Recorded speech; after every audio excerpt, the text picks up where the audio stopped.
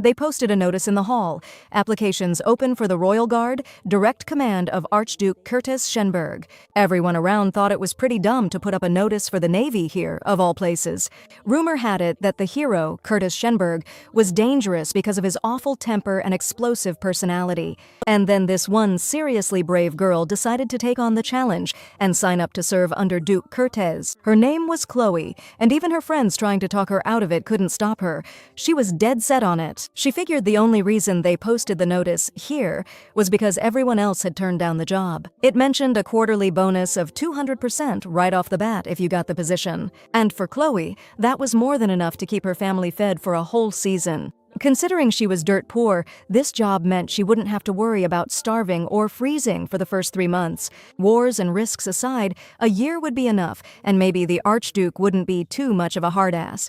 Nothing scared her, nothing held her back. All that mattered was keeping her family fed and warm. But now, Lieutenant Chloe Abvans had to obey Archduke's orders without question. It all felt so harsh. Now she was convinced the Archduke really was hard on her. Curtis's favorite thing was roll call, and she, like everyone else, was ordered to keep her head down. Nobody lasted 2 months working for that insane 110% main character, Curtis. And you don't even need to say why when you're under the command of a moron like that. Roll call is just what it says on paper. In reality, it's a disciplinary measure. Chloe was finding it hard to take this treatment, especially after working late and being so exhausted. Furious, she wrote down how much she hated him, and even the adjutant had to carry out these ridiculous orders. But then, remembering Shenberg was the hero she served, she quickly threw the papers away. The Archduke was obsessed with his work, always burning the midnight oil, and his aides had to keep up. If you nodded off on his shift, you were guaranteed a disciplinary action. Lost in thought about how to get rid of these papers, Chloe even considered eating them. The girl pushed away thoughts of punishment. After all, she was getting paid big bucks, and she'd already been there for 3 months. There were days she felt like becoming a criminal and offing the Archduke, but she always managed to hold it together. Lieutenant Chloe Abvans was in a tricky spot, serving under the Archduke. He remembered the time Chloe made a joke and laughed at him, so he decided to punish her for it. And to keep her on her toes, he decided to dock her pay as punishment. Now, she really wanted to kill him. She was mentally scrolling through a hitman's chat when the Archduke interrupted her daydreams. At his request, she would be assisting him at a diplomatic banquet attended by Duke Glintrant. Chloe wanted to tell the Archduke she didn't have a dress suitable for the occasion. Luckily, she had her Royal Guard uniform, so she didn't need a dress after all. The banquet was set for 6 in the evening at Archduke Curtis Shenberg's mansion. It was a seriously huge place, because a third-rank government official could demand serious luxury. Chloe arrived right on time, and a curious butler greeted her at the mansion. He was dying to know why his lordship had been so insistent on having a female adjutant at the banquet. Chloe figured tonight's banquet was basically a wife hunt for his lordship. More specifically, this mansion was where his lordship was supposed to meet Lady Glintrant. Chloe figured the lady probably had plenty of other decent options, but he had his share of baggage too. Chloe didn't know what was going on, and she wanted to find out the Duke's weaknesses and flaws as well. Curtis Shenberg was already waiting for the young lady and was furious to find her at the mansion later than expected. And on top of that, she was wearing the same clothes he saw her in every day, the same clothes he himself wore. But even if they wore the same clothes, there was still a huge difference between them. Chloe felt awkward, realizing she deserved the nickname Grey Mouse. The Archduke noticed that the girl wore no jewelry at all and her clothes were rumpled. After a moment's thought, he took off his own accessory and offered it to Lieutenant Chloe, wanting her to wear it. He felt his adjutant shouldn't be seen like this, and demanded she at least put on this piece of jewelry. She didn't understand what was happening or why he was being so nice to her. The hall was dazzling, and Lieutenant Abvans was staring intently, earning her a reprimand from Curtis. His Majesty was there to greet Archduke Shenberg and Lieutenant Abvans at the mansion. His Majesty was looking for the Archduke so he could introduce him to his future bride, Lady Isabella Glintrant. Curtis was floored. He hadn't heard a thing about a bride or a wedding, for that matter.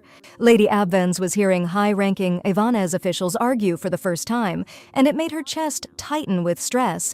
But the Archduke dared to tell His Majesty something, even though the king wasn't in the mood to listen. Lieutenant Chloe Chloe Abvans was presented to His Highness as Curtis's chosen one. The girl wasn't expecting that kind of twist at all. Usually, her life doesn't go the way she wants it to.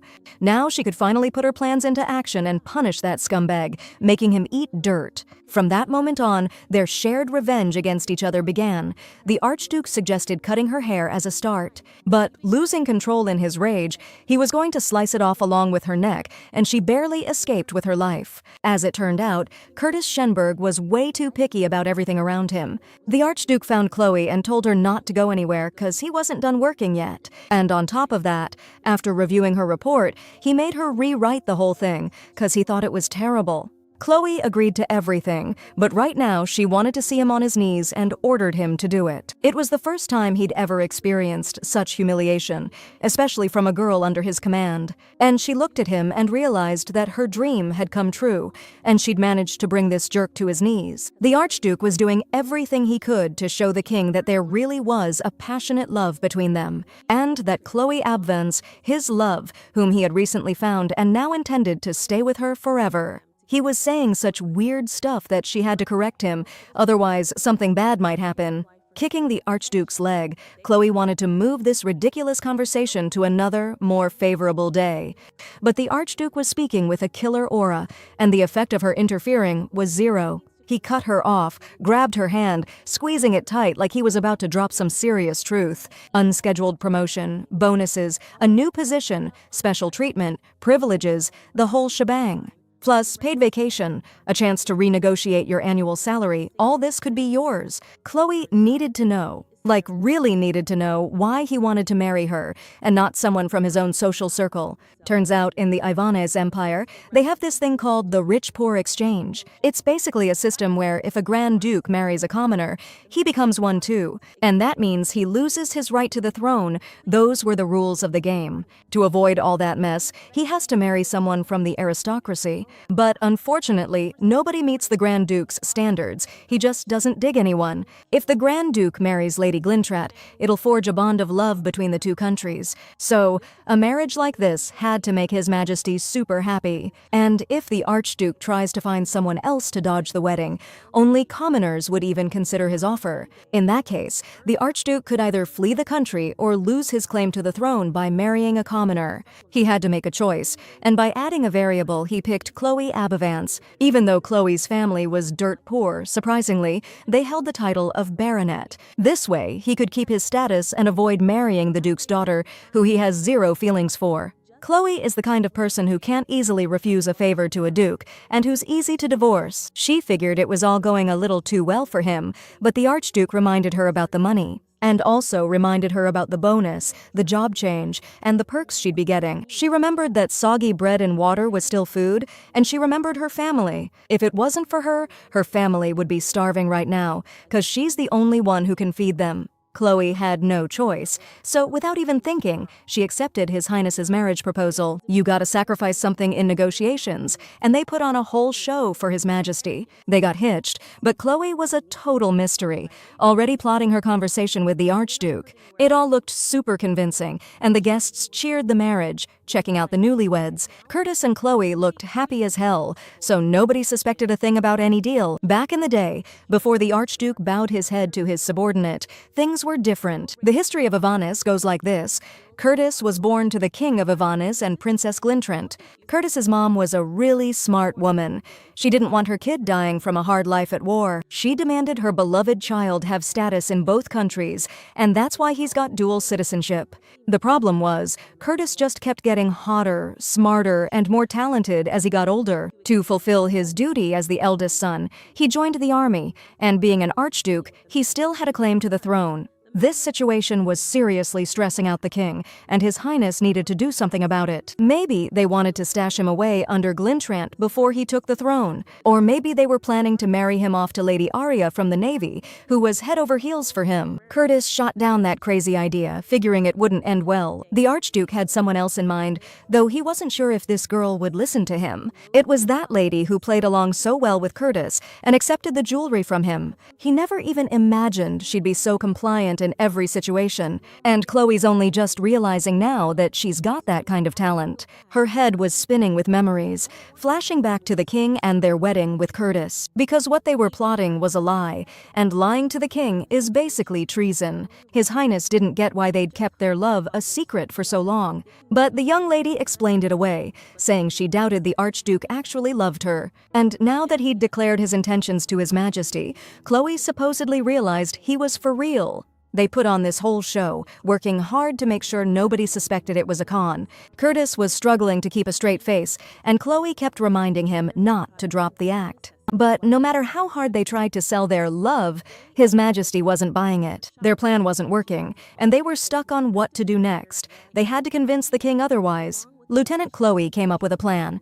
She'd give His Majesty some kind of proof. There was something that was a dead giveaway of how much he loved her. That brooch on her chest, that was straight-up proof her sweetheart proposed fair and square. The Shenberger family crest on the back confirmed it was the real deal. Even though His Grace could still write it off as part of the scheme, there wasn't any other evidence. So they decided to stop digging for dirt and quit getting on each other's nerves. Bottom line, there was no evidence to stop their marriage.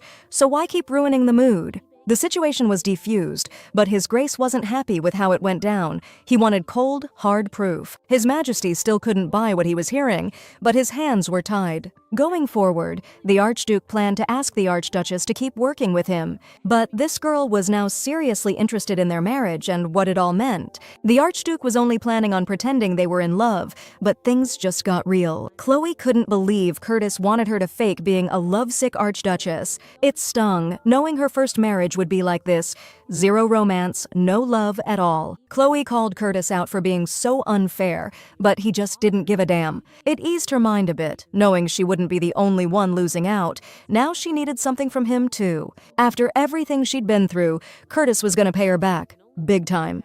Now that the Archduke desperately needed her and would do anything for the country, Chloe was gonna bring him to his knees. Curtis Shenberg was shocked he was gonna have to kneel before his subordinate again. Chloe, relishing the revenge, was dying to see the look on that guy's face kneeling before her now. She wanted him to pay for everything. The overtime, the punishments, all the crap he put her through. Chloe was dying for him to show her the kind of raw passion that would make her trust him. Curtis was shocked that this was actually what she wanted from him most right now. She wasn't ordering him anymore, or even asking. She was practically begging him to get down on his knees. Archduke Curtis wasn't rushing to grant her wish, because he'd forgotten to give her something else crucial. The girl stood there confused, not understanding what the hell was going on. Quick as lightning, Curtis decisively pulled out a small black box. Lieutenant Abvans, watching this whole thing, was impatiently waiting to see how Curtis's antics would play out. This was a huge moment for Curtis. He was about to do something that meant the world to him. Inside the case, a ring glittered, the same one the late king used to propose to his mother. This time, he did kneel and bowed his head, but for a completely different reason. Curtis was down on one knee, ring in hand, asking Chloe to marry him. He was really trying to make it as romantic as possible, just how Chloe Abvans liked it. It all happened in a way Chloe least expected,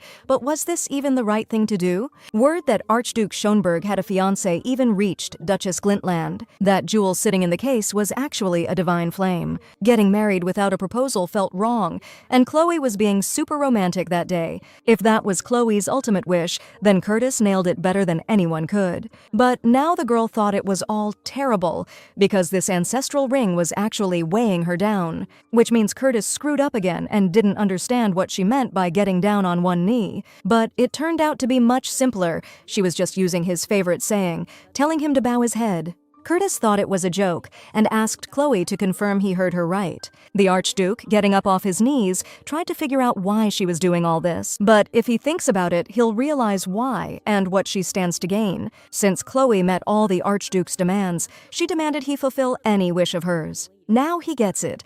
This was straight-up revenge, and Chloe wasn't even hiding it. The girl was worried that because of them, her family would now face the scrutiny of other nobles. This marriage won't just affect her now, but the rest of her family too. From today on, her family will be pointed at and whispered about because of their low status. Chloe has 3 younger brothers and sisters at home who couldn't even finish school. Thanks to the Archduke's behavior today, her siblings have been put in a messed up situation. Chloe wouldn't have agreed to this marriage for $1 billion, $1,000, but what's done is done. Curtis Shenberg, trying to fix things, promised to take care of this whole mess with the nobles. She turned down his offer, but demanded that she be the dominant one in this contract. She wanted the Archduke to prove her dominance in every damn thing he did, because if he refused these terms, he'd be enjoying his new life on the Glintrant coast. It seemed to her that maybe she'd been too harsh and said way too much. She should have kept it together, but in a situation like this, you gotta play rough. Now he'll pay for everything she went through while she was under his thumb. The Archduke had no choice but to obey the Archduchess's orders. In a flash, Curtis Shenberg was sprawled out on the floor in front of Chloe Abvins, head down. Nobody knew how long he'd have to hang upside down, but Chloe, seeing how determined he was, got scared he'd get revenge and took pity on him.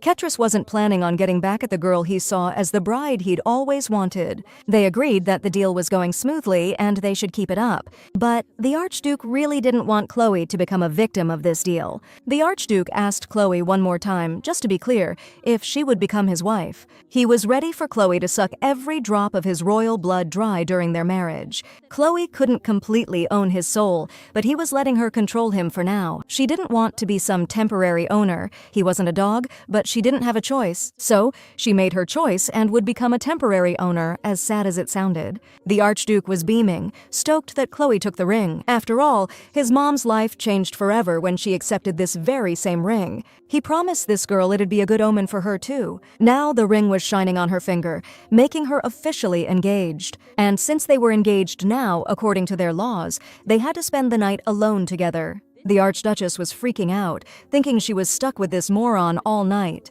Clearing up Chloe's bad thoughts, the Archduke clarified he wasn't about to hand out overtime pay for the night. All she needed to do was tweak the military training schedule for the entire year. Chloe couldn't believe it. He pushed her so hard the poor thing burst into tears. All anyone in the castle was talking about was Chloe and the Archduke getting hitched. The Archduchess still didn't trust the Archduke and secretly sketched caricatures during breaks. Chloe's younger sister, Leah, didn't believe her big sis was being genuine about the engagement. She claimed Chloe was just in it for the cash, and Chloe had no choice but to agree. Chloe couldn't justify herself and didn't want to, flat out deciding not to argue with her little sister. Now, Leah didn't even believe that. She couldn't understand who would marry her sister for money. After ruffling her little sister's hair for saying that, they started talking about the wedding day. The wedding was supposed to happen in 7 days, which was sooner than Chloe expected. Meanwhile, at the Duchess of Glintland's mansion, a report on Chloe Abvins was delivered. Gathered around the table, they discussed the Archduke and his girlfriend's disgraceful behavior. A lot of people were scared of Curtis, except for Chloe Abvins, and the way she called him drove the family nuts. They thought saying stuff like that at a diplomatic banquet was seriously out of line. Chloe calling him darling, and Curtis turning down the king's marriage proposal? Straight up scandalous. The prince siding with Curtis too? That kind of behavior is totally unacceptable for the royal family. The king couldn't believe how easily the Archduke just said he didn't care about the country's interests. The Duchess, over a cup of tea, figured this whole thing would actually benefit their family. Since the people care about the nation, they're gonna be way more likely to back His Majesty. And they definitely won't support some guy just looking out for himself. Duchess Glintland kept telling the king that love affairs always crash and burn. After their talk, the Duchess was asked to stay a little longer, and she accepted. The Duchess just couldn't get over the fact that she still hadn't managed to meet Ivanes. She needed to see him just once before Chloe and Curtis's wedding. It was that important to her, but she wasn't giving up. She still had hope to see him, 'cause hope dies last, right? The Duchess started checking out the stuff brought as a dowry. Picking out one of the vases, she ordered it to be sent as a wedding gift. Meanwhile, back at Curtis's place, things were still hectic, tying up loose ends. Right now, they were talking about Chloe's family moving in and making sure they'd be comfortable. The Archduchess's family was hyped about the move. Her siblings were stoked and asking a ton of questions. Her family would be safe now, but they still had to nail down all the marriage details. They started going over the demands from both sides, and Curtis was hit with the first condition. Point number 1, no overtime allowed during the contract. Chloe was getting stressed because Curtis kept interrupting, and this point was super important for for his image. I mean, everyone thought he was a heartless boss, always making Chloe work overtime. Even though being a boss and a husband are two different things, Chloe knew overtime was unavoidable. She'd have to play the Archduchess 24/7 and hit up those surprise banquets, which, yeah, that's definitely overtime. But the Archduke promised her that when the Royal Guard's duty called, there'd be no overtime, which meant the no overtime clause during the contract period was a go. First, Curtis wanted to know if Chloe would continue to serve as his aide after they got hitched. The girl agreed, because who else would even want to be his personal aide? Point 2 covered a separate fee for the contract and a salary bump. Even though the Archduke was loaded, he wouldn't budge on giving a raise. I mean, her salary wasn't coming out of his pocket, it was taxpayer money, so he came up with something else. Instead, he offered something way more interesting, $10 million a year, guaranteed, which meant a separate $1 million contract bonus was a go. All Chloe Abvans had left to do was read the final point, number 3 of the deal. It stated that Archduke Curtis would always obey Archduchess Chloe Abvans. The Archduke could not agree to that. Maybe he should punish her for this audacity. Curtis was starting to get pissed, and he wanted to lay down the law, but Chloe just wanted to clarify a few things, adding some subclauses without actually changing anything. The subclause stated that Curtis had to respect Chloe Abvans and consider her his superior. Plus, according to the contract, Chloe gets 3 personal requests. Curtis was thinking she might see him as some genie, granting her every wish. But the girl had thought it all through, because what she's doing is treason. And if His Majesty gets pissed, Chloe's gonna get torched, not Archduke Curtis. So Chloe and her family's lives are way more on the line than the Archduke's. Now Curtis gets it. She's asking for 3 get-out-of-jail-free cards during the contract. Point 3 stated she always had to obey Chloe Abvans, and that got approved too. And now they had to check out the demands from his lordship, Curtis Shenberg. The first point said the girl has to do her best to fulfill her duty, and that was approved. In point number 2, Chloe has to accept the fake relationship and stay out of it. That's when she started wondering if Curtis was gonna start seeing someone. I mean, they never agreed to be fake married forever, so it shouldn't be a surprise, right? Chloe Abvans just couldn't picture the Archduke actually having a relationship. Like, ever. It said that during the contract, Chloe wouldn't develop any personal interest in Ketris, but since they were married, they'd have to keep up appearances, even fool the servants. And to keep things simple, they'd even have to sleep in the same bed. Now Chloe had a new, totally different kind of interest, and it was mischievous. So in Clause 3, the agreement about personal feelings was crossed out and replaced. They decided Chloe would collect her hair and wear long clothes to bed. And with that, the real contract was finished, and they could finally start their life together. Everything they agreed on had to stay secret, especially from Agatha's little sister. I mean, seriously, his little sister couldn't know jack about this whole sham. Agatha was so head over heels for that snot-nosed punk that even without Chloe's upfront payment, she'd be with him forever. They trusted Noel and asked him to whip up a fake contract to send to the royal family. Now they just had to figure out the dowry thing. But what kind of dowry does a soldier living paycheck to paycheck even have? Archduke Curtis Shenberg tossed out a number, $80 million. Duchess Glintrant's dowry offer matched it, $80 million. They're stuck competing with that family. That's just how these contract deals go. So now Chloe's got to work her butt off for $80 million, based on the contract. She didn't know if she could live up to that amount, but hey, the contract was signed. And now they were moving on to the main event of the wedding, her first wedding dress. But when Chloe tried it on, she was seriously pissed about how uncomfortable it was. Even with all the discomfort, a wedding dress is like a flower, the centerpiece of the whole celebration. The problem was the dress was too small, and there was no way to get a different one. 'Cause this dress belonged to his lordship's mother, and it was Curtis's way of showing Chloe his love. Chloe tried everything, but couldn't get the damn thing on. She was starting to freak out. That's when Curtis stepped in. He had more strength, so he easily started cinching the dress's ribbons. They were so close in that moment. She could practically feel his breath on her skin. He was trying to tighten the ribbons as much as possible, and they ended up snapping, sending her tumbling. The fall really hurt, and for a second, she even thought Curtis was going to attack her. 3 days till the wedding, and there was no way they were going to finish a custom dress in time, no matter how hard they tried. Chloe Abens had an idea, cooking, one she was keeping totally secret, a surprise for everyone. Finally, the big day arrived, a gorgeous wedding ceremony everyone had been waiting for. The day was perfect. The groom looked sharp, the sun was shining, and the birds were singing. Everyone was waiting for the beautiful bride, but she didn't look exactly how she should have. Chloe looked exhausted, but she had a ton of stuff to memorize for these sacred vows. Turns out Prince Frederick, Curtis's nephew, decided to show up to the wedding. Prince Frederick was wondering why the lady was marrying the Archduke in the first place. He figured maybe she was being blackmailed, and straight up told her to give him a sign if she was in trouble. Frederick walked over to remind Curtis about the prayer he needed to attend. Now Chloe was face to face with yet another higher-up,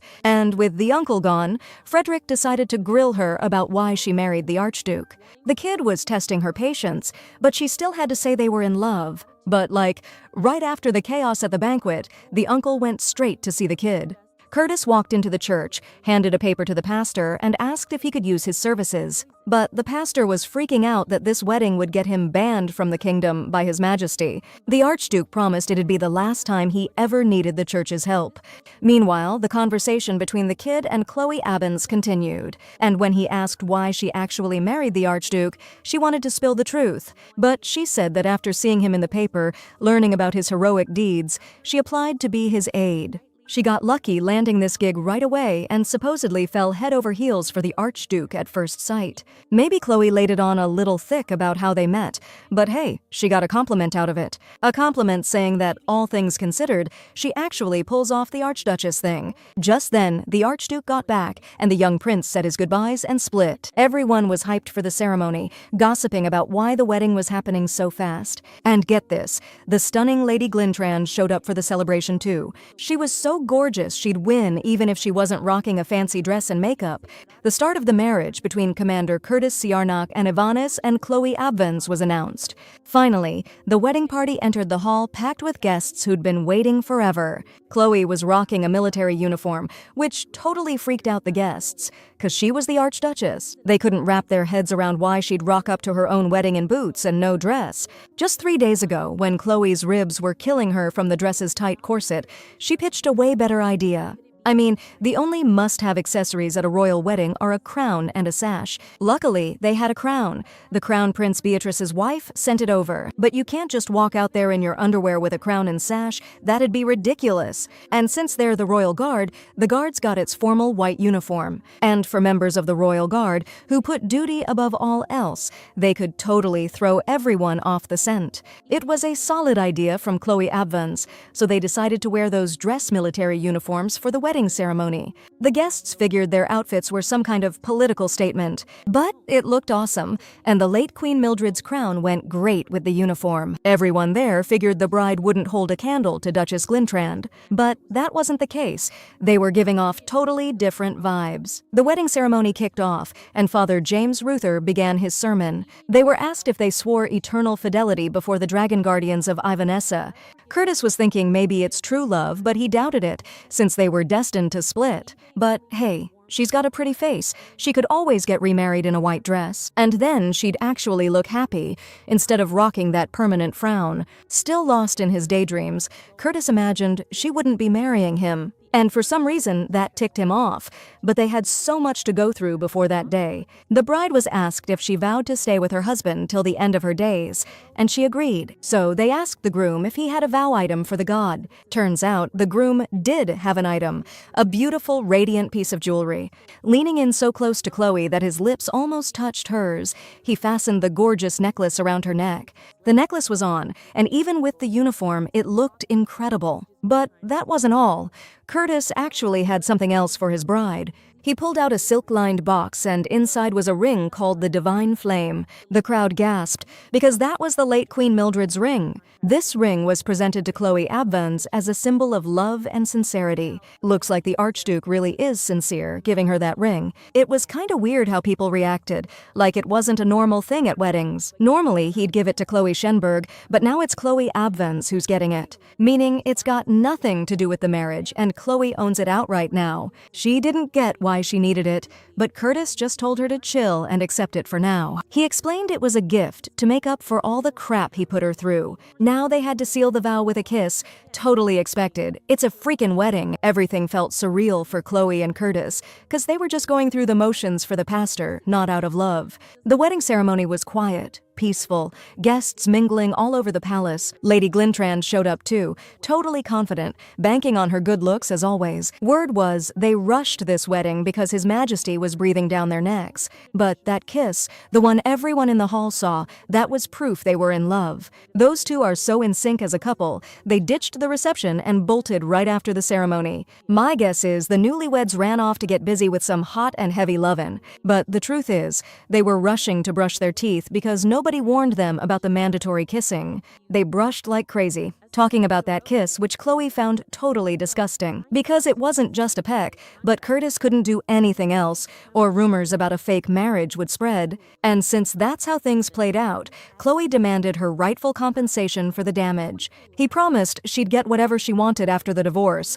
but for now, they had to take care of business. It was her first day as an archduchess, so that meant business for the servants too. Opening the window, Curtis showed Chloe Abvans all the subordinates at her disposal. There were so many of them. The girl felt overwhelmed and almost wanted to back out. You could figure 80% of those people were spies for His Majesty. One of the servants was a pretty classy head butler named Philip Delton. Philip ran the show for all those countless Shenberg family servants. He was plotting to control the royal palace staff, but everything flipped after a chat with the kings. Once he found out he'd be butler in the archduchy, he fell in line with the king. And at his request, he reported on Curtis's every move, looking for weak spots to spill the beans about. That's how he wound up in their family. And of course, before that, he saw what a workaholic the Archduke was. The butler figured Curtis should be living the high life like he's supposed to, but now things are shifting. Because Curtis has an archduchess now, a girl from a poor family and the Navy. Philip's betting she was dreaming of a marriage like this to boost her status. He was going to keep tabs on every move that stuck-up Archduke made, or so he thought. Philip waited for the Archduke and his wife to come out,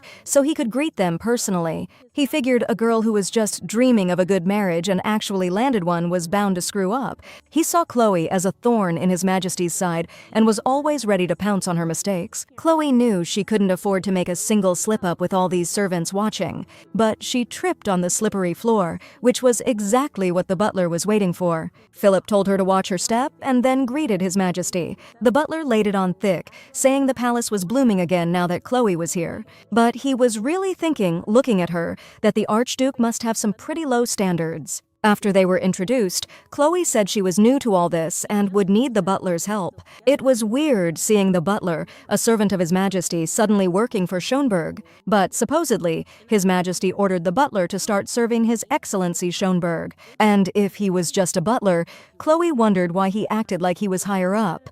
Chloe's opinion of the butler flipped after he tried to get under her skin a few times. Now it was Chloe's turn to laugh at the butler and bust his chops with everything he said. Philip started trying hard to distract the Archduchess and kept apologizing to her. He kept showering her with compliments to make up for it, but she just couldn't trust him anymore. This butler guy was really working overtime trying to catch Chloe slipping with bad manners. But she wasn't that dumb and knew his insults were just etiquette textbook burns in disguise. Philip Delton kept making excuses, swearing he was loyal to Milady with all his heart. He was stumbling over his words, like he was searching for help and couldn't find it. Even the servants were getting worried. Philip thought he was going to throw her off balance, but it totally backfired. Chloe's wit was just too sharp. So, after apologizing for crossing the line, he decided to back off. Chloe was pissed, but she didn't want to fire the butler, just demanded a real apology. Like, to make up for ruining her mood, he should plant his face on the floor. Philip Delton was totally thrown, getting humiliated in front of the whole staff. Chloe was teasing him, saying she was in the Navy and might accidentally shoot him. As punishment, he was ordered to stand head down for 3 hours, and then everyone left him alone. Now, bitter Philip was stuck by himself, head on the floor, wallowing in his misery, and there wasn't a damn thing he could do about it. Chloe and Curtis went to lunch, happily enjoying sweet wine and fancy snacks. Through the window, they watched the butler get exactly what he deserved for his nasty behavior. Chloe was finally satisfied, all her stress just melting away.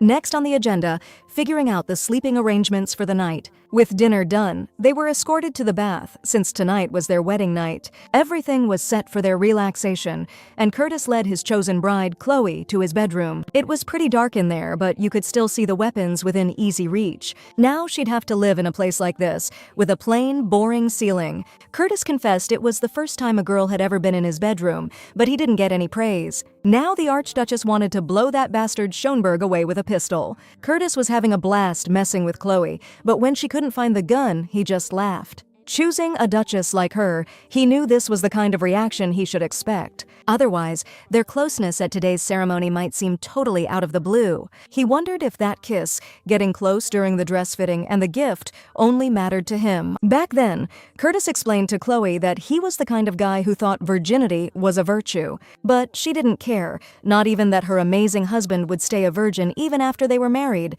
The Archduke kept teasing her about her scandalous outfit, but the Duchess trusted his animal instincts, since she'd been in all kinds of embarrassing situations with him. And if anything went down, she was going to kick him so hard he wouldn't even be able to dream about heirs. After that, she planned to escape through the window, turning in the rapist Archduke to His Majesty. The Archduke was getting tired of Chloe's dumb jokes, cause there was no way in hell that would happen. That's when they stopped joking around, and she decided to get some rest and catch some Z's. But Curtis had other plans for her. They still had a ton of stuff to do. He wasn't kidding around, cause for newlyweds, even 3 hours of sleep is pushing it. A beautiful morning dawned, the sun was already up, and our gorgeous heroine, Chloe, woke up. Like always, she was starving and dreaming about a killer breakfast. The maid said she'd bring them a light breakfast, so they wouldn't overload their stomachs first thing. Over breakfast, Chloe decided to brag that Curtis would never find a wife as hardworking as her anywhere else. He didn't deny it, but hearing it still made him chuckle.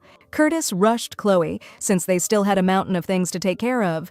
Chloe was running her mouth a lot at the table and called Curtis her husband, which totally disgusted her. The diplomatic gala's coming up fast, and they gotta mingle with all the blue bloods. And don't forget, gotta hammer out those thank you notes for the wedding gifts, including one from Isabel Glintrant.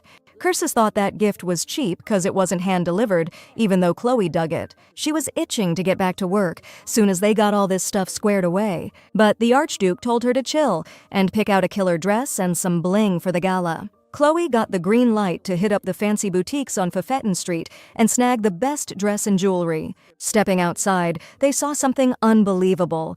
Hanging from the balcony was the bedsheet from their first night together. Meanwhile, Agatha Monpis was bawling her eyes out over the heartless Duke who dumped her and married someone else. She's Noel Monpis's little sister, and she was a mess, begging her aunt for help. But there's nothing to be done, honey. They already tied the knot, her aunt told her, trying to calm her down. That's her aunt, the Marchioness of Flanders, His Majesty's younger sister and Curtis's older sister. She was having a rough day and asked for ice water, but since they were out of ice, she had to settle for tea.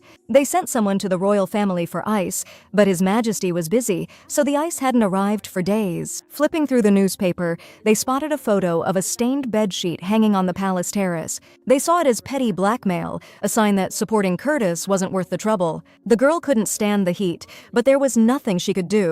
The ice storage belonged to the state. Setting the paper down, she noticed a gorgeous vase that looked beautiful and top quality. But her aunt, the Marchioness, warned her against it, knowing that vase only brought trouble she didn't want to talk about. And then her aunt straight up asked her how much longer Agatha was going to keep chasing after Curtis Shenberg. But her love was so strong, the girl just couldn't help herself. Despite everything she did, her older brother refused to help her, and they even gave the divine flame ring to another girl. Now, completely obsessed with Shenberg, Agatha convinced her aunt to go to Basileur and get something way better than that ring. They sold the divine flame there once, so it's likely they've got something even better now. She wanted to get to Basileur so bad, she promised her aunt ice cream if she'd go with her. Aunt Monpis couldn't pass up that offer and agreed to go with Agatha. Meanwhile, the stained bedsheet was hanging up like some kind of art exhibit, and nobody knew who did it. Showing something like that off was a huge no-no back then, and Chloe would definitely make the person who did it pay. Chloe noticed Curtis's bandaged hand and realized he'd used his own blood for this whole show. But whether people would believe in their love and relationship now or not, it didn't even matter anymore. The truth is, the king didn't even need proof of the wedding night, since everyone knew this marriage was so rushed. Sergeant Dubois is escorting Mrs. Schoenberg to Fafetten Street, replacing Monpim. Curtis was surprised, and Sergeant Dubois pointed out that Curtis usually looks different. He glared at Dubois, full of contempt, because the sergeant was eyeing Chloe, and Curtis knew things were about to get interesting. Sergeant Dubois and Chloe used to be friends, and the Archduke was well aware of that. Curtis trusted the sergeant because his wife meant the world to him. After clarifying everything and reaching an agreement, they headed into town.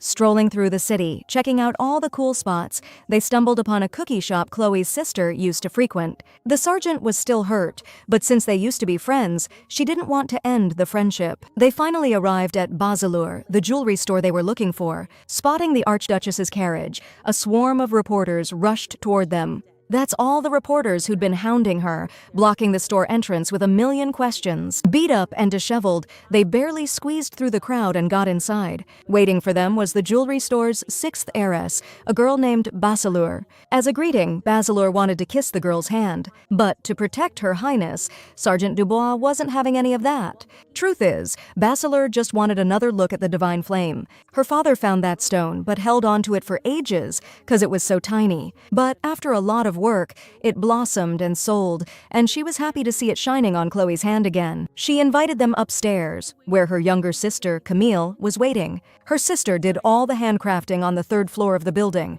and there they were in the main exhibition hall, Baselur's pride and joy. Place was immaculate. Everything sparkled, but Chloe wasn't exactly a jewelry expert, so they suggested she sit down and think it over. Chloe was looking for cheap stuff, but their store only made top-of-the-line jewelry. The maid kept pushing her to check out the details, hoping she'd find something she liked anyway. So Chloe figured she'd take a look at all of Baselur's stuff, since it'd be tough to find it anywhere else. Chloe's eyes landed on a piece called Bloody Queen, something nobody had ever managed to get their hands on. Turns out the whole district stocked high-end stuff like this, but the prices could be a real buzzkill. Making a choice was tough, so they suggested she pick out jewelry based on her favorite color. The Archduchess figured it was just shiny rocks, not exactly a necessity. And if you can't even eat 'em, there's no point in dropping millions on something like that. But Chloe had to pick out some jewelry. She needed something to wear out. Even with her high roller status,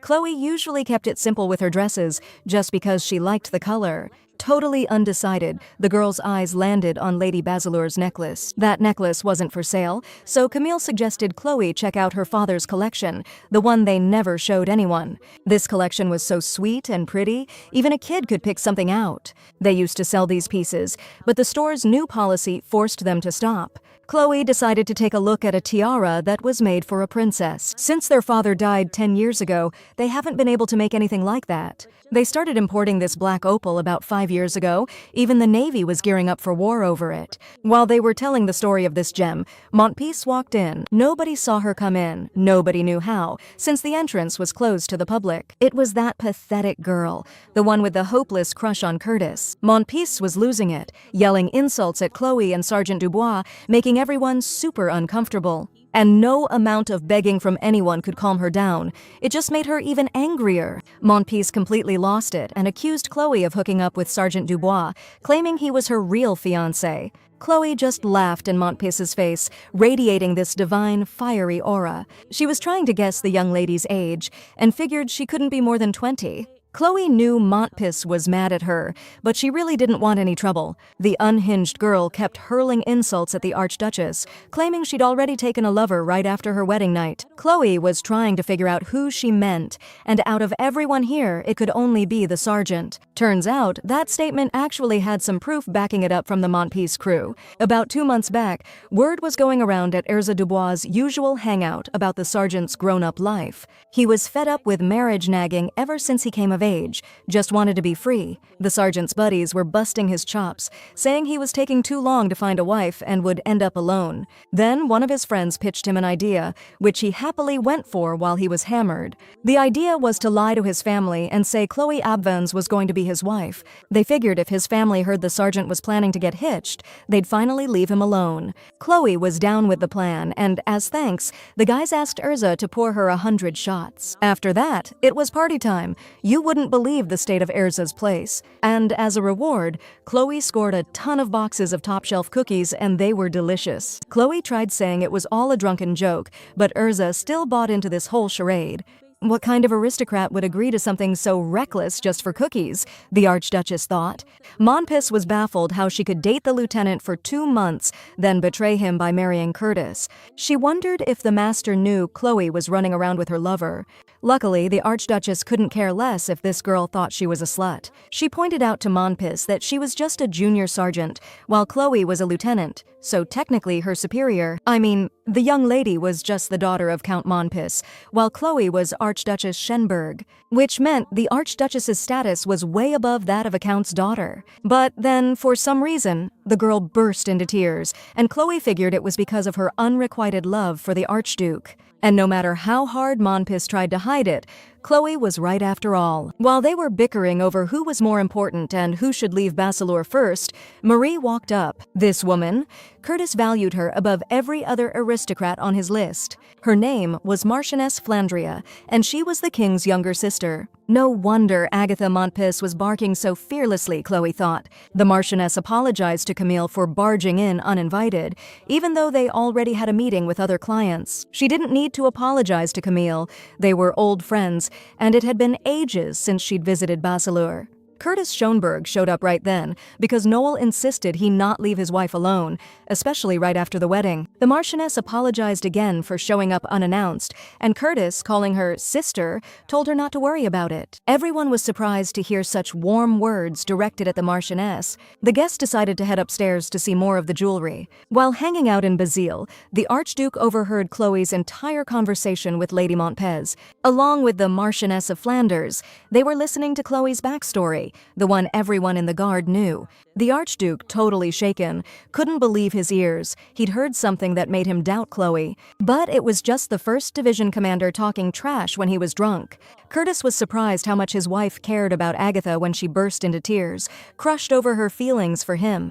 He couldn't figure out if she was just naive or secretly smart, worrying about Montpez in a situation like that. Aunt Marie also eavesdropped on Agatha's chat with everyone else.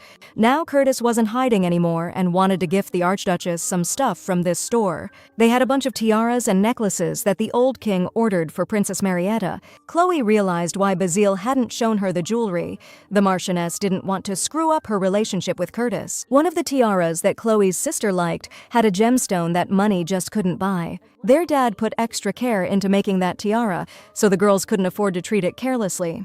Cutting through the chatter, Curtis decided to officially introduce his wife, Chloe Reed David Shenberg. His sister, still waving her fan, was thinking that fate itself must have brought them together. Lady Monpis couldn't believe the news, hoping that Curtis would still say it was all a lie. But unfortunately for her, it all turned out to be an unpleasant truth. Agatha was screaming and demanding an explanation for why he dumped her and married another woman. But Curtis Shenberg saw that her manners hadn't improved, and she was still just as reckless as ever. He once wanted to make her his Archduchess, but seeing her thoughtless behavior, he changed his mind. He explained that he didn't dump her to marry someone else, and her status had nothing to do with his feelings either. Monpis told him it was because she loved him so damn much that she joined the Royal Guard. When he found out, he was pissed.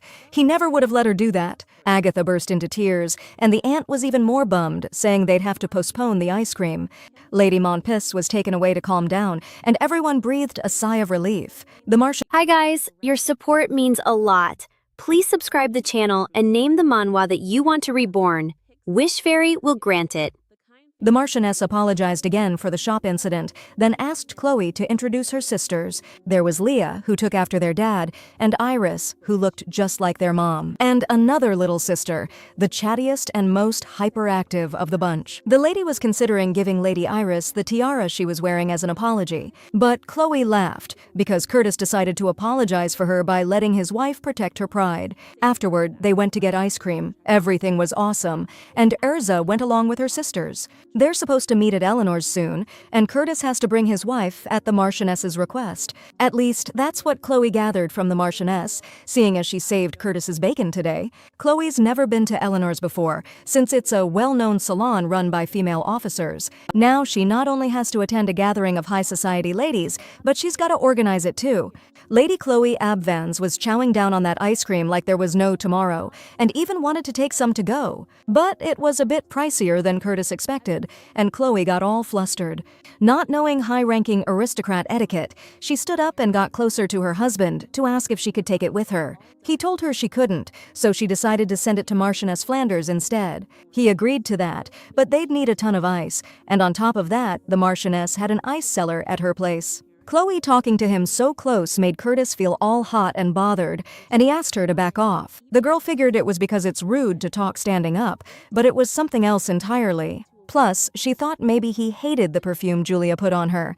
Curtis straight up confirmed it, which pissed Chloe off big time considering he was just sharing her bed. Chloe was stoked she sent the ice cream, cause now the Marchioness can pig out on it. Curtis was blown away by how sharp she was, sending a ton of ice with the ice cream. The jewelers kept thanking her too, all because of her order. The Archduke ordered that Chloe get every piece of jewelry she touched.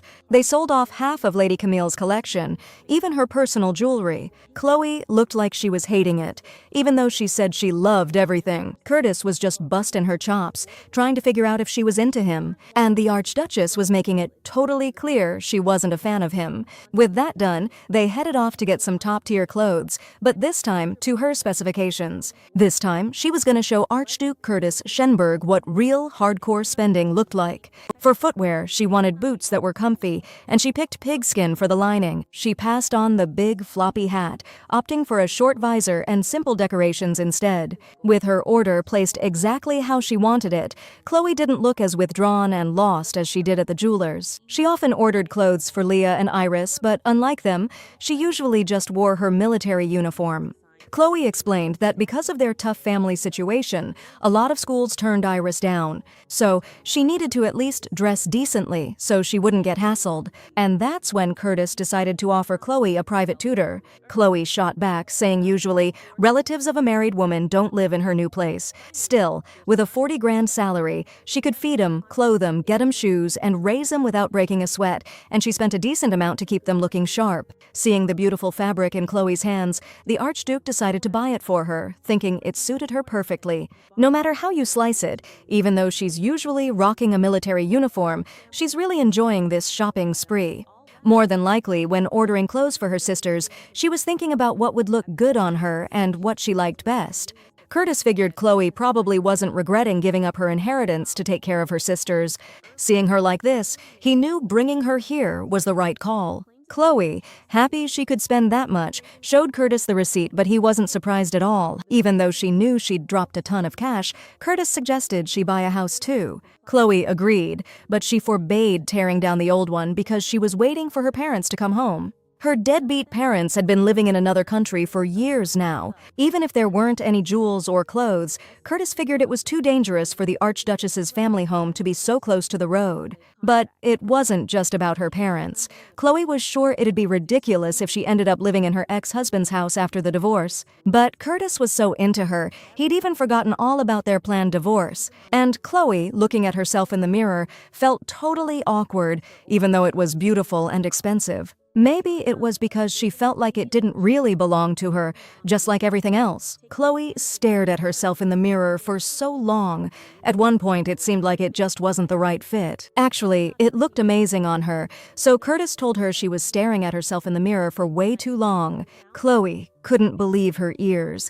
Did he really just say something that made her change her mind like that? She felt weird wearing something like this, but it looked cute and felt comfy, as long as she didn't think about the price tag. Truth is, these clothes cost a fortune, but to an archduke they're worth like bubble gum. She could never get used to this, cause these things just weren't her. Right then, she figured she wasn't a real archduchess, and her marriage was just some act. And someday she'd walk off this stage and go back to being the real her, leaving Curtis alone up there, surrounded by these people who were hungry for the show to go on. She didn't want to be the only one who felt pathetic and totally useless. On the ride home, Chloe watched Curtis, trying to figure out what he was thinking being next to her. But even if he was thinking about her, his face didn't show a thing.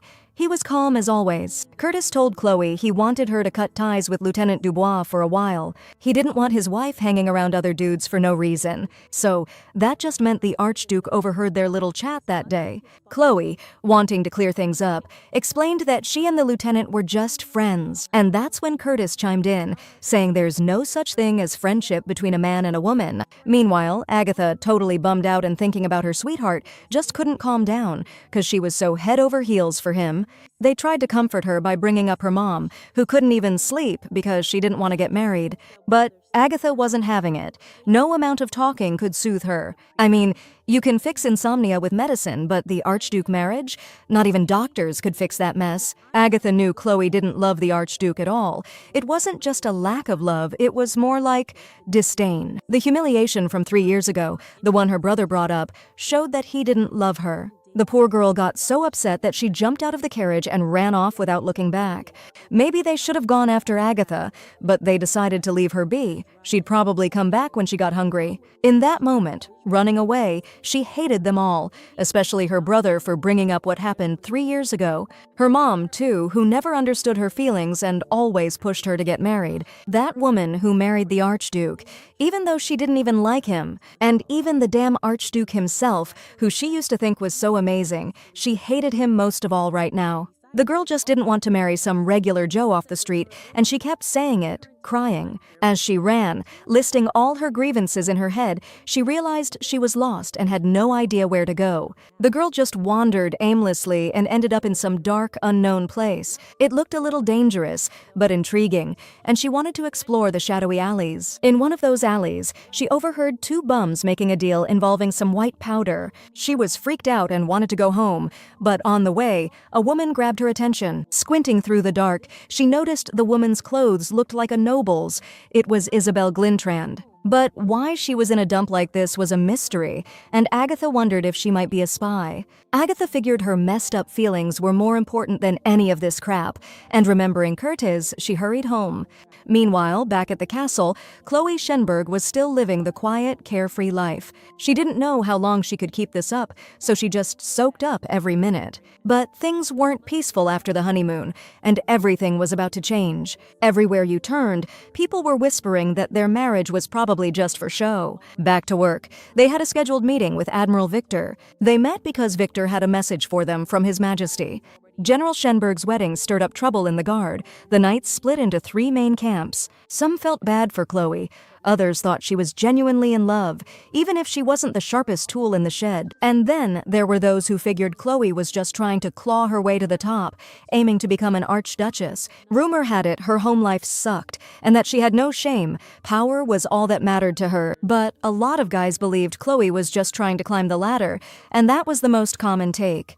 Suddenly, everyone shut up. Squad leader Dubois walked in. He'd overheard a lot and wanted to know what they were talking about. The knights, claiming it was just a joke, were hoping for some leniency. But the guard leader was shocked that royal guards were cracking jokes that insulted the Archduchess, a member of the royal family. He threatened to rat them out to the commander of the 3rd Squad and let him know what jokers they were. They apologized, but they were warned that next time, life in the guard wouldn't be so fun for them. Everyone and their mom was trying to get the dirt on Chloe and Curtis's relationship. Insults and cheap shots were flying at her from every direction. Dubois was still trying to figure out why Chloe got married and why she was in uniform instead of a killer dress, and whether airing your dirty laundry like that was even the right move. It was almost baffling why she picked that guy and got 0 respect from him. I mean, plenty of women get tricked into marrying losers, right? He felt sorry for Chloe, figuring she knew just how ruthless Curtis was, being his aide and all. But still, why Chloe would pick him, Dubois couldn't wrap his head around it. It's kinda weird to think that girl was secretly hooking up with Curtis. Truth is, Dubois wanted to ask Chloe if she was okay, but he was too scared, even though they were close. He wanted her to open up about her past relationships, but he also felt like she was pushing him away, and he didn't know if he was imagining it. Chloe just felt so distant, which is why he was acting all awkward and aloof. Now he was regretting it, especially since even when Agatha blew Chloe off, he couldn't do anything about it. When that dude, Kurtz, showed up like a knight in shining armor, Dubois felt like he was getting the boot, like he was suddenly surplus to requirements. Sarah came over because she had a personal problem she wanted to ask about, but they just plonked her down at the table. It was about her mom. She wanted to invite Her Grace to a meeting. It shouldn't be a big deal, but Her Grace the Archduchess turns down every invitation. So Admiral Victor was supposed to deliver His Majesty's message about throwing a housewarming party. It needs to be a super fancy housewarming, with all the high-ranking nobles and the entire royal family. And Archduchess Chloe Shenberg herself has to organize it, since she's part of the royal family now too. Today marks the 28th anniversary of our duchy's diplomatic ties with Glintrand. But since the engagement between Glintrand and Schönberg fell apart, this banquet's gotta go off without a hitch. Chloe suggested bringing in more experienced royals than her, but one's got a killer cold. And the other, the Marchioness of Flanders, is tied up with some assignment from His Majesty. Pointless to argue, so Victor just told them to get their act together. No excuses. They promised they would, but that's not what he was getting at. Victor wanted to remind them that he was the one who introduced them and got Officer Berg into the Navy. Telling them to watch their step, the Admiral pointed out they're always keeping their distance. If they're gonna play the part, they gotta commit, not make it so obvious they can't stand each other. Even if His Majesty's clueless and naive, he'd still catch on, so they need to fix this ASAP. It was a perfect sunny day, but for Chloe and Curtis, it started off a little different. First thing, Curtis suggested they hold hands to throw off suspicion from the guards. But the Archduchess really didn't want to, and since she didn't have a choice, she had to agree. Spotting them, people around them whispered about their great love, 'cause it looked totally legit. Now they were following Admiral Victor's advice and always held hands, even when they really didn't want to.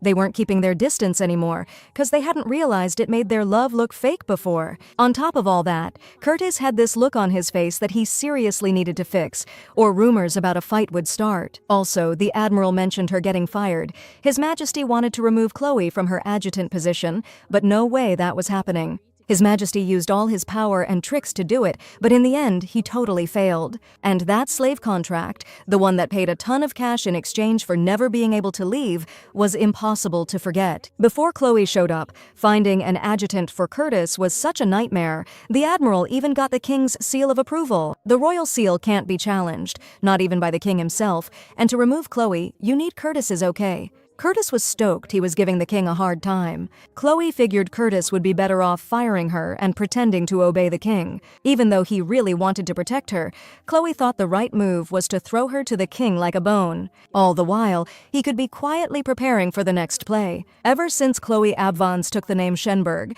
she's been doing everything she can to live up to her responsibilities. By getting involved in this mess, Chloe's calculated everything that could happen to her, from 1 to 100, including getting fired. As they walked around the kingdom, Curtis kept his ears open, felt like they were being watched. But it was just the gardeners, no threat to them at all. Truth is, the Archduke's been dodging assassins since he was a kid, so he's super sensitive to people sneaking around. He also knew Chloe wasn't nearly as careful as he was, always keeping her guard up. Then, during one of their fights, Chloe calls him Brigadier General, which she never does. That was a callback to point 3 of their marriage contract, where it says Ketris always has to obey her. Ketris felt like Chloe was calling him trash, and he hated her saying it in front of other people. She realized she'd screwed up and wanted to apologize, but Ketris, knowing the lieutenant wasn't the sharpest tool in the shed, could understand where she was coming from. Being in the middle of the palace, she should have been watching her mouth, and she knew it. But her personality just wouldn't let her be all polite and proper. She couldn't help it. Feels like if you killed her personality, she'd just die too, since she always did whatever she felt like. All right, so she better offing her opponent without a single damn regret. In the heart of the kingdom, the whole world seemed to be watching the beloved Archduchess, her spirit renewed. For Curtis Shenberg, Chloe was like a superior officer, and he respected her for it. For Chloe, it was a condition of the marriage, and she was completely certain about that. She ordered him to take 2 steps forward, bringing him closer to her. Even though he was more obedient than she thought, now she'd have to look up at him, and that was just awkward. So she suggested he sit on the nearest bench, and she started the conversation. She asked how many years he'd served, and got the answer that he'd been serving for 12 years, or rather, it was his 12th year. Now she was curious how much training a new recruit goes through before being assigned to a unit, and it takes 2 months for that. And now she wanted to know how much time had passed since they got married, and it had only been 10 days. Look, we can treat this like a training period. Rookies make mistakes, and that's why she's apologizing to him. She didn't get why he was being such a jerk, blaming her so hard for mistakes after he asked her to marry him. She called him out for treating his wife worse than he'd treat some fresh recruit. And seeing Curtis mood tank, she wanted to give the ring back. Curtis, apologizing for being harsh, told her not to do it. Then, out of nowhere, he pulled her in tight, not explaining anything or even asking if it was okay. Even after Chloe actually saw the guy lurking behind them, she still didn't understand what Curtis was up to. She wondered if those guys could even hear how quietly they were talking. Now, the Archduke could easily apologize while holding Chloe close. He knew she was ticked off, but he was telling her not to waste one of her 3 wishes like that. But she was just repeating her sister Leia, who always said if you hoard something, it turns to crap. That just cracked them up, and with a personality like that, Curtis could never ditch her. How could he leave an archduchess in front of the king, knowing she'd be attacked the second she spoke? So whether it's Admiral Victor or someone else, he's gonna have to play every card he's got. To Chloe, those words sounded like he was going to protect her. But whatever Chloe thought, he swore he wouldn't leave her as bait for his brother. He'd rather go to Glintrond. Chloe didn't believe those words were meant for her. It felt like they should belong to someone else. Others were listening too, and seeing them understand each other, they hugged even tighter. Still under observation, Chloe suggested the Brigadier General get down on one knee to sell their relationship. He knew he was going to stain his clothes, but right now he didn't care. With Chloe, he never acted normal anyway. The way he took the bait, how those words stung him and flooded him with emotion, none of it mattered. Curtis did it without even thinking, like he'd fully absorbed the general's teachings. Now they should hold hands. It's common knowledge they're married. No need to be shy. Archduke Shenberg has ignored the king's orders to dismiss Lieutenant Chloe for the 4th time, but he didn't care if it was 5 or 6. As prince of the Ivanis family, he was using his legal right to defy the king. The king couldn't trust his wife with the banquet, afraid she'd screw it up and embarrass them both. We're talking about a diplomatic reception, and the Archduchess will remain a lieutenant in the Royal Guard. According to the Ivane's ruling house military code, he obeys Curtis's orders. He didn't deny he'd fulfill his duty as a prince, but strictly within the bounds of military discipline. Right now, the king can't do anything because it'll just escalate the conflict even further. And Chloe's words about tossing her to the king like a chew toy were also true, but then he wouldn't see the king's face go ballistic. He figured yesterday's hug with Chloe was just some kind of reflex reaction to the pleasure rush. Maybe Curtis would even give Chloe a bonus for that and take her shopping or something. And since the conversation with the king was over, he headed for the exit, hearing "Don't come back" thrown after him. So since that's how it is, now all that's left is to drive the king completely nuts. But Curtis's good mood didn't last long. Running into these morons ruined everything.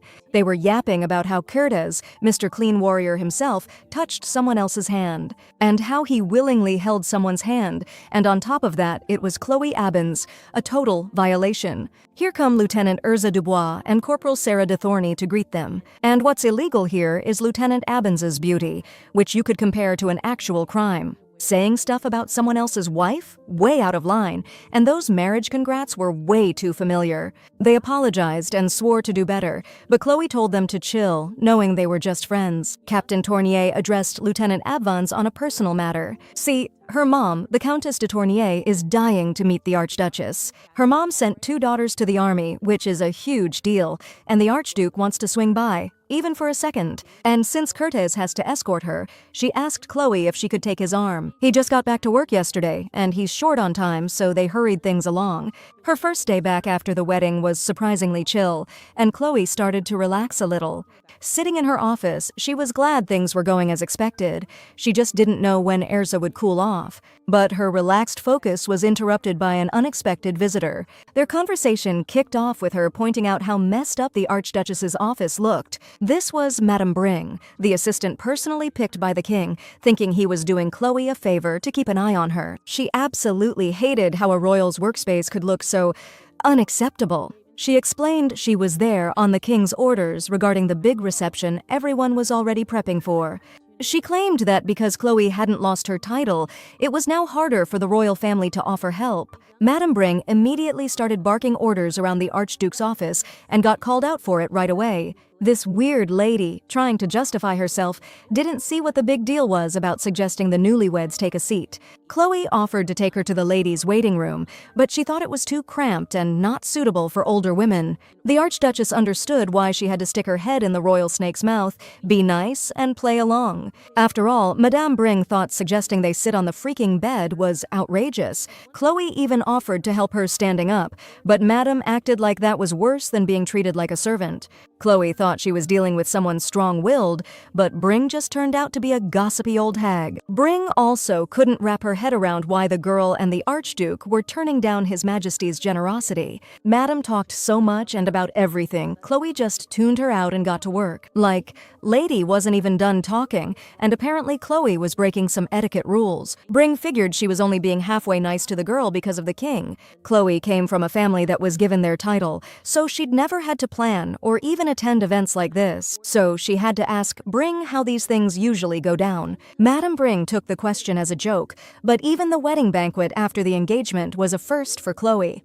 Bring called Chloe's confession a disgrace, since she was third in line at court. Chloe didn't think it was shameful, but Madame explained that high status comes with high expectations. After all, a ruler's gotta know everything, and not knowing something is a total disgrace. That's why she's grilling you now, since His Majesty sent Madame to help her and live up to the king's expectations. From now on, Madame's gonna turn Chloe into a real ruler, even if it's ridiculously hard. Chloe learned one thing as an adjutant: big shots ain't gotta get their hands dirty with everything. I mean, they're important and irreplaceable, and they only deal with the really important, irreplaceable stuff. Basically, you can dump the grunt work on the grunts, like Chloe used to be. Setting up the royal banquet is obviously important, and Chloe Le David Berg should definitely be in charge. But the problem is, taking on everything from start to finish just ain't fitting for someone of your standing anymore. Long story short, little things like learning how to run banquets are now Madame Bring's problem. Training started, and first things first, we gotta figure out the party's point and who absolutely has to be there. The reason for this shindig, it's the 28th anniversary of establishing diplomatic ties with Glintrand. The invites gotta include the Glintrand delegation and basically anyone connected to that country. From our local big shots, we're talking Countess Annelle and her hubby, Baron LeBlanc, Viscount Fleur and his wife, the Rihanna family, and Baron Wars. We gotta hand-deliver handwritten invites to these VIPs, specifically on the list. The invites gotta have some mushy stuff about the 28-year relationship, and it's gotta be all handwritten. That's gonna be a pain, cause the only handwriting she knows is the official palace font. If some other official uses that font to write for her, nobody's gonna bat an eye. And on top of that, she's gotta memorize all these nobles' faces, though she did learn all their names before the wedding. Now Chloe's gotta learn how to properly greet these foreign aristocrats. First off, back straight. No bending at the spine or lower back. Keep that left leg back, just bend your right knee. Chloe was super impressed. Madame Bring was a total pro at bowing. Chloe got handed this ledger with records from every banquet for the last 20 years. After thanking Lieutenant Noel, Chloe was positive he'd handwritten the whole thing. She was so blown away, she practically thought he was an angel. Actually, the Archduke was saying he was planning on hitting up the royal archives himself. State affairs ain't kids' stuff, they're important events. Of course, they gotta be documented. Chloe didn't get why Curtis was even bringing it up. She was sure Lieutenant Noel copied it all. Then the Archduke told her to stop wasting time being impressed and start memorizing at least one letter from it. And Chloe shot back that he was just being a pain, and maybe he should take lessons from the lieutenant who transcribed the whole thing by hand. On top of that, Noel doesn't force anyone to work overtime, and she ran off to try and learn something, anything. While the Archduchess was busy practicing her curtsies, Bring decided to ask a question that was really bugging her. She wanted to know if that attitude she was showing earlier was genuine praise and humility. The girl decided to stop messing around and answer honestly, and her answer was a big, fat no. Then the madam tried to explain that she was just genuinely trying to help, which was true, because if she wanted to suck up to the king, she could have fed her false info and made her look like a total joke. But she's got a sense of responsibility. She actually lives up to her reputation. She's a person who knows what dignity and etiquette are, and that the help she's giving and will give is the real deal. That's why Chloe apologized to the older lady, who was just trying to do her job honestly. Chloe respected His Majesty because she was also a subject of Ivaness, but Bring had no idea what she was getting at. She was trying to say Bring was here specifically to mold her ignorant self into a ruler worthy of the throne. The dance lessons continued, and for a beginner, she was actually doing pretty well. Chloe was on duty and short on time, but Madame couldn't let Ivans get caught in an embarrassing situation.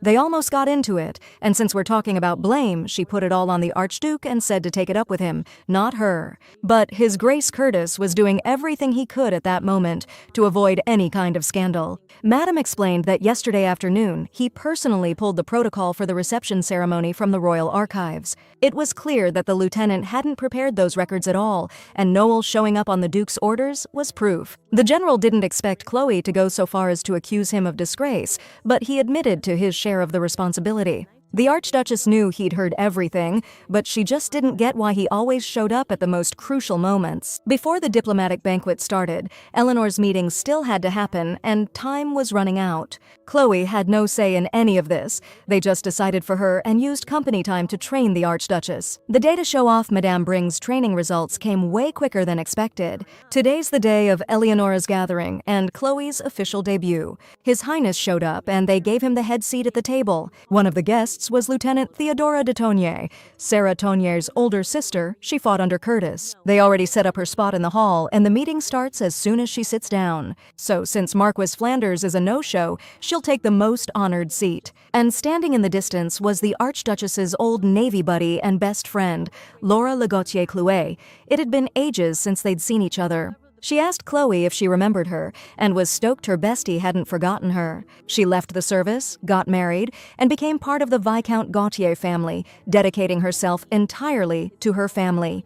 Her husband thought staying home was bad for her and suggested they check out their gathering. They were such close friends that they even signed up for the Navy together for the money. The girls agreed they would maintain their friendship, no matter what. After thanking her, Laura just said her first name, which wasn't the done thing in the military. Lieutenant Chloe didn't appreciate Laura being so casual, since in the army, you address people by rank. But Madame Bring explained that Eleanor's gatherings were different. There, she wasn't a senior lieutenant, but Archduchess Berg. And if anyone dared to disrespect her, it would be a challenge not only to her house, but an insult to the royal family.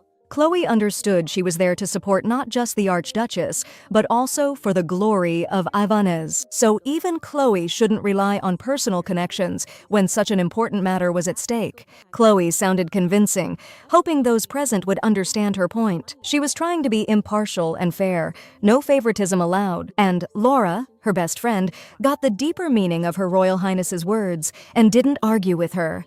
Hoping Chloe would understand she just wanted to help, even if it was because of their old friendship. Someone suggested Lady Felpeten take over the cooking since she had experience, and they also had to figure out the staff assignments, which felt like way too much for Chloe. She figured if it weren't for Theodora, everything would fall apart, and maybe Theodora should be the Archduchess. All Chloe had to do was make decisions, and she felt like everyone was working too hard because of her. Ideally, the prince's wife or the Marquis of Flanders should handle this, but who knows if the princess will even show.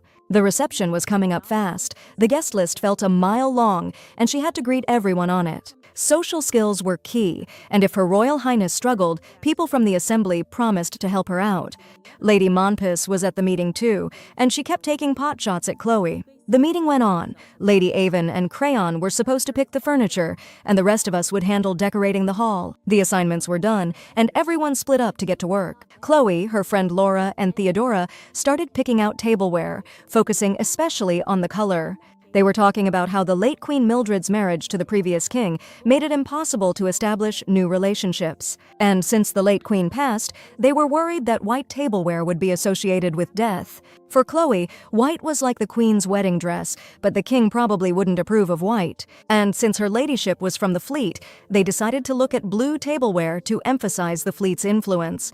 Chloe found high society so exhausting, where everyone had agendas and rehearsed lines. Like, Lady Monpis came here just to nitpick at the Archduchess. So Laura's trying to network harder now that Chloe's an Archduchess. And then there's Theodora, the most mysterious one. She helped, but without any real warmth. It wasn't just that she didn't want to get involved in social drama. It was something else entirely. Madame Bring interrupted her thoughts, saying the Archduke himself had stopped by to see her. Apparently, the Archduke had an urgent message for her and wanted to personally escort her. The Archduke walked in, didn't greet anyone, and went straight to Chloe. Without a word to anyone, he asked her to leave with him. Chloe was thrilled. She was so tired she didn't want to stay another minute. She said goodbye to Theodora, promising to handle the rest of the issues herself. Time for dance lessons. Madame Bring was teaching them, constantly rushing them and speeding up the tempo. When Chloe asked what he needed to talk about, that made him drag her away. He said a maid ran off, but that was just an excuse. Taking dance lessons gave them plenty of time to hash out all the misunderstandings that built up during their service. And to talk about all those times they were secretly jealous of each other. The Archduke, holding Chloe close during a dance, asked if she was jealous of him, and she said she wasn't. But, knowing everything, he asked her not to be jealous, at least not of Officer Tournier, because even he knew that hitting on 2 women in the guard was pushing it too far. Chloe was thinking, what if she hadn't joined the service, or what if Sarah or Theodora retired? The Archduke asked what she was thinking about, and Chloe replied that the maid who ran away was treated badly. He went through dozens of aides when he was alone, and that kind of treatment is just asking for a revolution. The Madame didn't let them talk for long and was always pushing them, never giving them a break. The dance was so fast, Chloe kept tripping in her ridiculously poofy dress. Bitching about Curtis making her wear a dress, she reminded him he could just check out the maids in theirs. They couldn't let their guard down. Madame Bring was cooking up more and more stuff for them. But Chloe found time to chat, and this time she was curious about what the Archduke and Tournier talked about that day. The dance went on, but so did their conversations, like how Madame Dubois had taken ill, and that her son was a complete idiot for letting his woman get stolen, leaving him all alone. The Archduke asked if anyone had ever deceived her, and told her to think hard and answer honestly.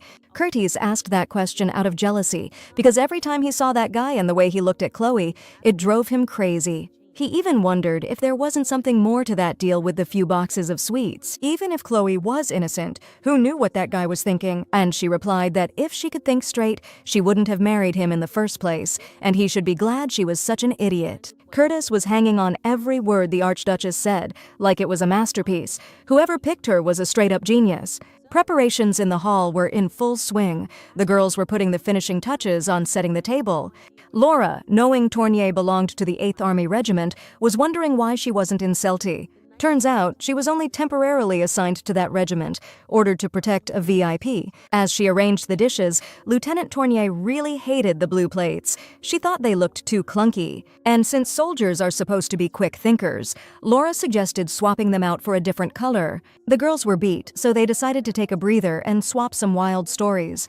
Lady Montpes cut them off, saying their chat was inappropriate and an insult to His Highness Berg's name. But nobody was trying to insult him. Lady Montpes was just twisting things, like always. She never expected Montpes to defend the Archduchess's interests so fiercely. Even she didn't get why she was defending the woman who stole the Archduke right out from under her nose. But the Archduchess once took pity on Montpes, felt bad for her tears, and that still stuck with her. Montpes was saying that if Laura was part of Eleanor's circle, she had to set a good example for the crown's sake. Theodora jumped in, telling them to stop talking about people who weren't there. Break time was over, and they got back to work, totally exhausted and wishing the reception would end already. The Archduchess still had a ceremony to get through too, but first they had to wait for the Marquis of Flanders. Lieutenant Tournier, sitting in her office, was writing in her journal about how it was a clear day outside, but she felt gloomy inside. She'd been in charge of guarding Duchess Glintrand for 2 weeks now. Suddenly, someone barged into the office with news that Duchess Glintrand had vanished again. She wasn't some hired killer, just a regular aristocrat, and the lieutenant couldn't figure out where she got those skills. Now she slips past the guards like a ghost, but she used to get lost in the garden, using it as an excuse to ditch. Just the other day, she said she was looking for the restroom, got separated, and then vanished completely. And yesterday, she felt so bad about pulling soldiers away away from their duties that she disappeared again afterwards. She's pulled this stunt hundreds of times with all sorts of lame excuses, and today she's bailed on us again? Nobody understood how she kept getting away, and the timing of her disappearing acts was totally random. Nerves were frayed, Torny was losing it, and finding Glintrand warned her she was now a suspect in espionage. But in response, Duchess Glintrand just got even more elaborate in her vanishing act. Even the king shrugged it off and told her to leave her alone, saying a woman who's been through a breakup needs to soothe her heart. Then Lieutenant Torny got word that Duchess Glintrand had been found. Everyone was shocked to learn that the Duchess had been with the king. The king summoned Lieutenant Tournier, telling her that Archduke Berg, who was supposedly fighting for the country, had shown his true colors. And since Tournier was also part of Eleanor's inner circle, he wanted her to keep an eye on the Archduchess. She hated being treated like this, realizing it was probably all happening because of what went down yesterday. Just yesterday, she and her sister were happily discussing her meeting with the Archduke and the invitation to visit them whenever she was free.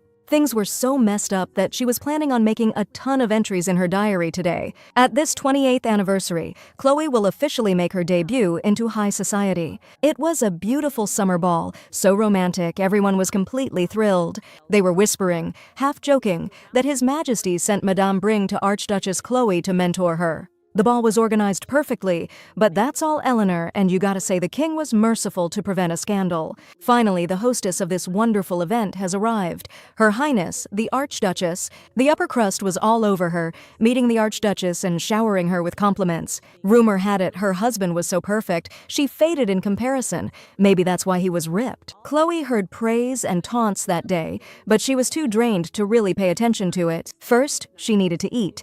Even if she was just a temporary Archduchess, she'd at least enjoy the perks. She was so hungry she got way too into taste testing the food. Chloe hated the Archduke's snark. There was no rule against eating in the Archducal job description. While everyone pretended to listen, she seized the moment to share her thoughts with Curtis. She told him she hadn't expected married life to be any less hectic, and to keep those hopes from getting crushed, they needed to deal with the increased workload and zero time to eat. Hearing that, everyone called them a comedy duo. That's when Chloe turned to the guests and told them how Curtis used to hound her, even though the rumors had been swirling for ages and even leaked to the press. Even though the royal guard was known for being tough, it had at least one good thing going for it. They fed you well, and you could count on it. But now that she's an Archduchess, she doesn't even have time to eat, and that was just too much for her. She admitted that if it weren't for the ladies from the Eleanor Society, she'd be completely screwed. They supported her during the most chaotic time,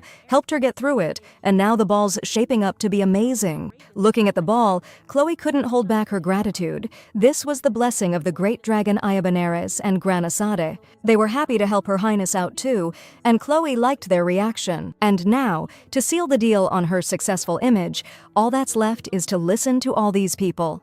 Now that she's the Archduchess and the hostess of the ball, there's no getting out of it. She has to pay attention to everyone in turn. Today, Chloe's gonna have to squeeze every last drop of charm out of herself for all these people. Count Oren was stoked to see them. Chloe knew him. He oversaw the Southern Mines, and this social small talk felt like forever. Curtis, all worried about his wife, offered to get her some fruit, even though Chloe thought he'd just been ragging on her for overeating. The kingdom was a total mess, and Chloe was stuck in an endless gabfest with the Archduke. Chloe was beat and starving, so she wasn't turning down anything. Not sweet fruit, not cheese. She was at her limit. Finally, His Royal Majesty showed up, but he was with Duchess Glintrand. They were arm in arm, big smiles on their faces, looking all lovey-dovey. Reborn in a villainous story? Support the channel and comment the manhwa you wanna reborn, baby.